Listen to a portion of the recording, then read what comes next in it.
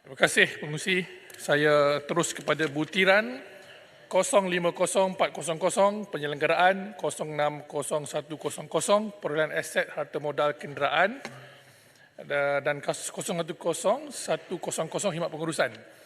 Saya harap Wisma Putra pertimbangkanlah, ya, percepatkanlah status baik pulih kedutaan tempat Malawakil wakil kita di Moskow, di Bangkok, di Jakarta. Mereka perlukan tempat bekerja yang kondusif dalam kerja-kerja diplomasi.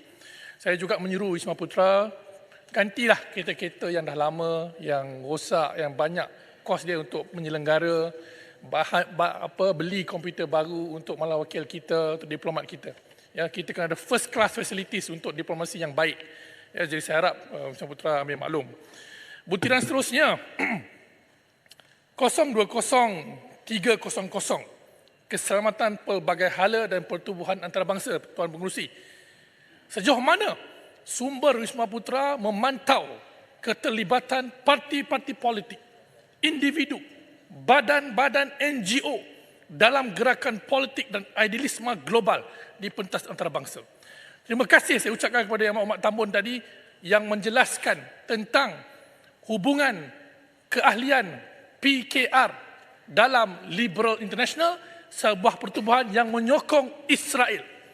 Tapi ada banyak jawapan-jawapan yang mengelirukan, Tuan Pengerusi. Menteri Komunikasi kata PKR bukan ahli. Yang Muhammad Tambun kata hanya associate. Tapi saya tengok yang Tuan Pengerusi, banyak betul bukti-bukti daripada laman-laman, malah daripada bekas atau bukan, masih lagi pimpinan tertinggi PKR Nurul Izzah Anwar yang mengatakan PKR Malaysia adalah full member kepada pertubuhan ini. Ya, bukannya associate, bukan ahli. Malah dalam laman-laman web LI ini banyak dituliskan kata PKR adalah full member. Jadi siapa yang berbohong, siapa yang spin, siapa yang kaki auta. Dan saya pukul 11.26 tadi, Tuan Pengerusi, laman Facebook saya mendapat notis ini.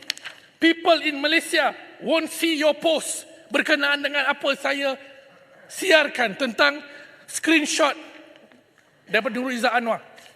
Katanya SKMM telah menghantar permohonan kepada Facebook untuk menghadkan akses berita ini untuk ditatap di Malaysia. Kenapa? Apakah ini fitnah?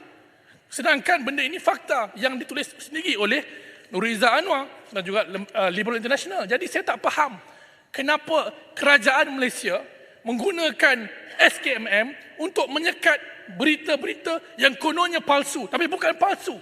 Jadi ini satu perkara yang saya harap Wisma Putra jelaskan.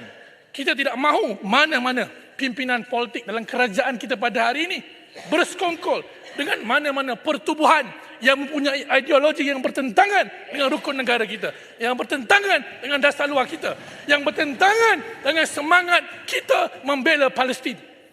Jadi, Tuan Pengerusi, saya yakin dengan segala aset dan belanjawan yang diperuntukkan dan komitmen daripada Yang Amat Muhammad Tambun tadi, jangan sia-siakan pendirian kita, perjuangan kita membela Palestin, dan biarkan mana-mana parti politik yang bersekongkol di belakang kita, depan lain, belakang lain.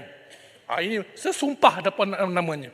Jadi saya mintalah Tuan Pengerusi, perbahasan saya pada hari ini dapat mengambil berat daripada apa teguran-teguran kami, supaya perjuangan Wisma Putra berdiri atas landasan yang betul.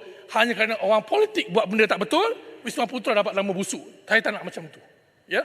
Jadi kita berdiri teguh dengan Wisma Putra, mempertahankan prinsip diplomasi negara kita yang berkecuali dan berintegriti. Dan saya minta Tuan Pengerusi, kita mintalah penerangan daripada Wisma Putra, ya, pantau mana-mana anasir-anasir yang boleh meruntuhkan rukun negara dan dasar luar kita. Jadi Tuan Pengerusi, saya nak cakap lebih pun, ada pencerahan ke daripada rakan-rakan saya? Tak ada. Baiklah. Saya ucapkan terima kasih Tuan Pengerusi. Saya minta mohon penjelasan daripada Wisma Putra dan rakan-rakan. Terima kasih. Terima kasih Yang Berhormat Macang. Berikutnya saya persilakan Yang Berhormat Balik Pulau. Terima kasih Mengerusi kerana memberi laluan kepada balik pulau untuk membahaskan peringkat jawatankuasa Kementerian Luar Negeri. Mengerusi mengikut butiran 020200 iaitu aspek hak asasi manusia dan kemanusiaan yang berfungsi untuk menyelaras pendirian Malaysia di peringkat pelbagai hala berkaitan hak asasi manusia, sosial, kemanusiaan dan dialog antara kepercayaan dan ketamadunan serta bekerja rapat dengan agensi kerajaan yang berkaitan untuk memastikan obligasi Malaysia di peringkat antarabangsa dapat dipenuhi seperti yang ternyata dalam anggaran perbelanjaan persekutuan 2024. Cuma saya mohon Menteri menjelaskan beberapa perkara seperti berikut. Pertama sekali, seperti yang diketahui, bantuan konsular bagi rakyat Malaysia di luar negara merupakan antara usaha KLN untuk memastikan kebajikan rakyat Malaysia di luar negara terjamin dalam apa jua situasi dan keadaan. Antara aspek yang merangkumi dalam bantuan konsular ialah tahanan rakyat Malaysia yang di luar negara. Oleh itu saya ingin bertanya kepada Menteri, apakah statistik terkini tahanan rakyat Malaysia di luar negara dan terdapat juga rakyat Malaysia yang sedang menjalani perbicaraan di mahkamah-mahkamah luar negara dan yang paling ramai kalau tidak silap saya ialah di negara jiran Indonesia. Ramai tidak dapat pembelaan sewajarnya dan mereka